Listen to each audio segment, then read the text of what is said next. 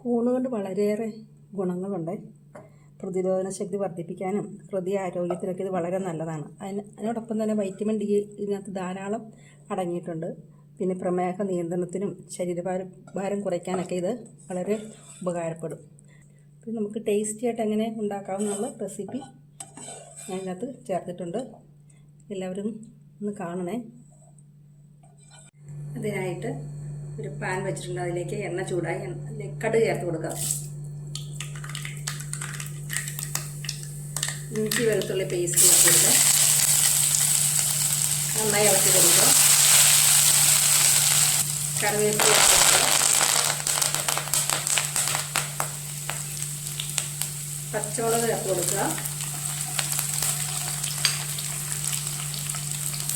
സവോള നീളത്തിൽ അരിഞ്ഞ് ചേർത്ത് കൊടുക്കുക. എല്ലാം നന്നായിട്ട് വഴറ്റി കൊടുക്കുക. ഉള്ളി നന്നായി വഴന്ന് വന്നിട്ടുണ്ട്. ഇതിലേക്ക് മഞ്ഞൾപ്പൊടി, കുരുമുളക് പൊടി, ഗരം മസാല നന്നായി ഇളക്കി കൊടുക്കുക.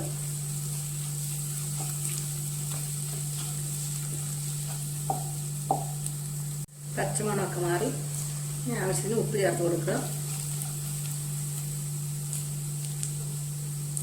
ക്ലീൻ ചെയ്ത് വെച്ച മഷ്റൂം ചേർത്ത് കൊടുക്കുക.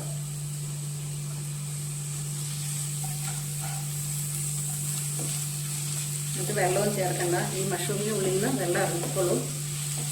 ലോ ഫ്ലെയിമിൽ തന്നെ ഇത് 5 മിനിറ്റ് നേരം മൂടി വയ്ക്കുക.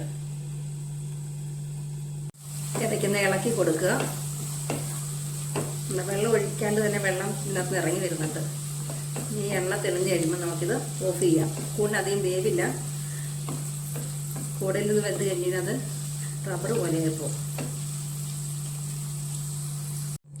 കറി വെന്തോ നോക്കാം. കറിയുടെ പാകമായിട്ടുണ്ട്. നമുക്ക് ഫ്ലെയിം ഓഫ് ചെയ്യാം.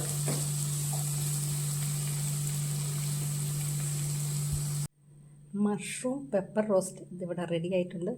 ടേസ്റ്റിയാണ്, ഈസിയാണ്. എല്ലാവരും വെച്ച് നോക്കിയിട്ട് അഭിപ്രായം പറയണേ. ഇഷ്ടപ്പെട്ടാൽ ലൈക്ക് ചെയ്യാനും ഷെയർ ചെയ്യാനും സബ്സ്ക്രൈബ് ചെയ്യാനും മറക്കല്ലേ.